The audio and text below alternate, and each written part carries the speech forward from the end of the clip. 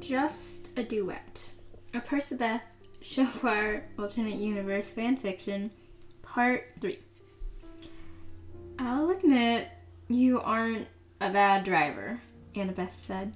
Percy laughed and flickered his eyes over to her. Good to hear, he said. She directed him to keep going straight. Even though her father lived closer to school than her mom, he still lived a bit away. Annabeth had originally told him to just drop her off at Hazel's and she'd just get home later, but he insisted. Just a question, and I don't mean a prize, so you don't have to answer if you don't want to, but why did your stepmom take your car? Percy asked. He looked both genuinely curious and sheepish. Annabeth sighed. I have 2 twin half-brothers at home. They like cars. She started off. Percy nodded understandingly. So she didn't want them to use her car and decided to take yours? Annabeth nodded. Dang, that's awful. And really weird, but she's quite literally an adult, and if that's her kids, they should use her car, he said with a frown on his face. It looked kind of odd, because Annabeth had never really seen him without a smile or a grin on his face, or just melting to the ground from exhaustion. Yeah, well, my stepmother's an interesting person, Annabeth said with a bit of resentment. Sounds like an understatement. It is. Percy tapped the wheel as they waited for the red light to turn green. Why don't they just get their own car then? He asked. Annabeth let out a bitter and hollow laugh. My brothers are 12. I'm sorry, what now?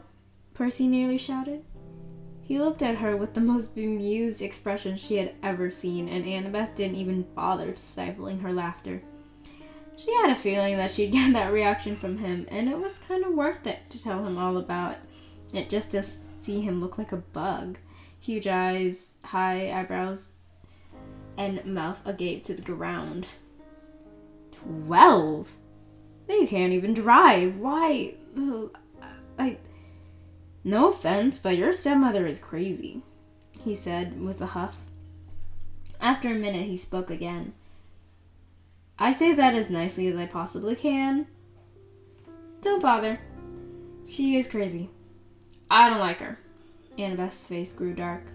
She's been married to my dad for 10 years now, and she's still awful to me.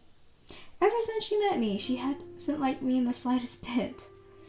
Annabeth huffed a laugh. I was just a reminder that her husband loved someone before her, not that it was even my choice.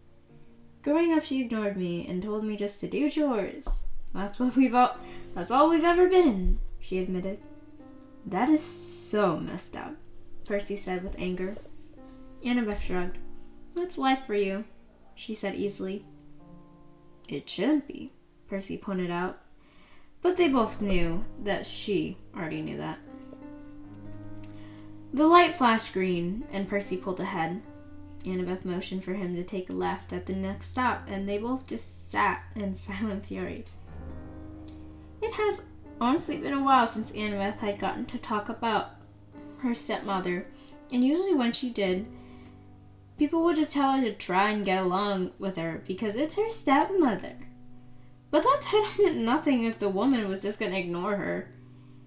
Annabeth wasn't the type to grovel in submission, and definitely not for Helen, of all people. If she was to ever beg a person for something or to stay in her life, it would have to be worth it. You're technically still a kid. You don't deserve to be ignored or treated like any of your privacy doesn't matter just because you happen to have a mother that isn't her. That's just not right, Percy said with a deadly calm voice. Annabeth sighed. Yeah, but whatever. I'll be moving out soon, and I won't have to see her or anyone else ever again. I do wish my dad would actually care to do something about it all. It's not like I'm not his biological kid either, she said bitterly. I'm so sorry about your family then, Percy said honestly. Annabeth shook her head and was quick to correct him. We're not family. I just happened to live in their house. She looked out the window to avoid his gaze, that she could only guess was sympathetic. God, she hated when people looked at her like that. Pity was the worst thing that could be shown to her. She wasn't a dying street cat, just an unfortunate teenager who was a ghost in her home, but it's going to be less than a year and she'll move out and never turn back. They've made that quite clear. Good, Percy said, surprising her. If they're going to treat you like that, then they don't get to be your family. Family's going to be there for you. They only just know your name. Annabeth risked a look and found only understandment in Percy's eyes. She appreciated it and smiled at him. You get it, she said casually, as if her heart wasn't overjoyed with meeting a person who really understood that she didn't even want these people to be her real family. Percy laughed. I got you. She would admit, she didn't expect Percy to be so understanding of her situation. Even Piper, Hazel, and Selena were a bit confused when she told them. Percy seemed to understand it all right off the bat and didn't judge her for it. She could only guess that he had a personal tie to that kind of situation, or a less than ideal home life, and she prayed to God that it wasn't a first-person experience. Percy was annoying, but he was also a good guy and didn't deserve anything truly awful. On a lighter note, Annabeth said, wanting to erase the topic of her family, her dad and her stepmother, when did you start singing? Because if I saw you in the hallways, I would not have taken you for a show choir boy. Percy chuckled and raked a hand through his hair. Yep, most people are surprised to find out that I've been singing and being on stage my whole life. Annabeth wanted to be surprised, but for some reason the revelation never came to her. She only took a quick trip down memory lane and realized that it made so much sense. Percy was so comfortable and smooth on stage. It was as if he lived on it. He moved around and sang and danced, and it looked as natural as breathing. The more she had watched him practice, the more she subconsciously realized that. When they practiced together, he knew every move and word and meaning, just like her, and just like a seasoned theater music kid would. Percy clearly knew what he was doing, and unknowingly, Annabeth was aware of that. Turn right here. He did so. You perform on stage like it's your home, Annabeth commented. Percy smiled at her. Why, thank you, he said with a laugh. I'm sure those 6 years of community theater helped. That made Annabeth's eyebrows raise in surprise. Community theater? For over 5 years? She wasn't expecting that. How on earth did he have time for that and swimming? Community? She inquired. Percy confirmed with a head nod. I've been Scar and the Lion King, Munchkin Mayor and the Wizard of Oz, ensemble for countless shows, because, who hasn't? And Jack Kelly and Newsies, he smirked. That was one of my proudest achievements in life, and it was my sole personality trait when I was 14, he admitted with a laugh. Oh my God, Annabeth muttered. She had no idea he had such a long rap sheet. Or at least long for a high schooler. Percy Jackson had so much talent she was unaware of. How on earth was he in the back of the choir? And how did Luke get the duet over him? Were you one of those kids during the show? She teased. Percy ducked his head a bit, but sighed in defeat. Yeah, I was that kid, he muttered. Annabeth laughed so hard she nearly started crying. Well, guess you were humbled by the back of the choir now, Mr. Kelly, she said, nudging the arm that was closest to her. He scowled at her, but took the jab. Annabeth had never really been a theater person, even though she had done a show or two before. Her entire life had been singing in contests, singing in choirs, and singing at Allstate, and so on. Her life was singing, and now AP classes, but that's way less fun. It's no wonder she'd never seen Percy before. The shows she did were all back in middle school, and she never made friends with any of her classmates because, well, she'd always been so busy. She was friendly to them, of course, and some of them she's still in touch with, but she was never truly in the circle.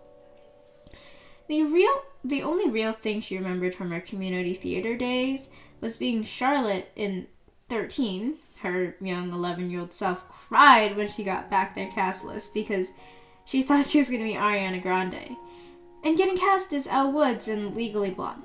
That show had been a lot of fun. It would have been more if only she had been more involved with the parties. So, you sang and danced your whole life? Lessons? Turn left on the next stop sign, she asked. He nodded. Yep, I was a clumsy kid, so my mom signed me up for ballet. Did that for a year, demanded to switch to something new, and so on. I changed styles every year because I got bored, but it does mean I can do a bit of everything, Percy admitted, cheeks red. Also, I'm in the back because I was recruited, he explained. Annabeth blinked at him. Recruited? Huh. That made everything make sense. Why he was in the back despite probably being the most talented guy they had, based on his past musical experience, and why he didn't get the duet. He probably didn't even want to try out anyways. No one had ever heard of him until he stepped in to do the duet for Luke, and yet he was so good at everything that he got in varsity his first year. Recruited? Yeah, Percy smiled sheepishly. Recruited.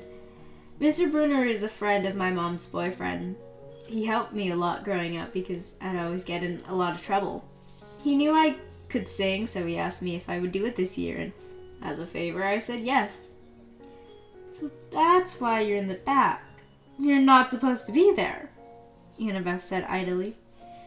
Percy choked in his laughter. Wow, sounds so nice that you don't want me around, he said sarcastically. Yes, Annabeth said, her eyes shining with mirth. Yes, of course. It was a lie. They both knew it. Ha. Anyway, swimming is always so crazy, so I asked him to keep me in the back, not to make me do anything special like groups or solos. He sighed and ran a hand down his face. That didn't work out so well.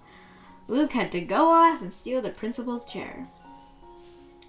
If Annabeth was drinking water right now, she would have spit it out. If she was driving the car, she would have made a hard stop. If Annabeth was holding a vase, she would have dropped it.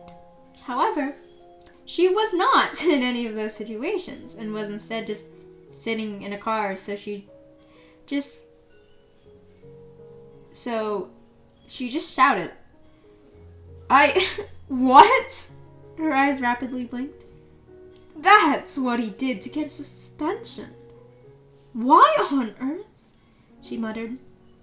Percy laughed, but it sounded angry. It was all she needed to confirm. Why the heck would he steal the principal's chair? That is the dumbest idea of a... I don't know, prank.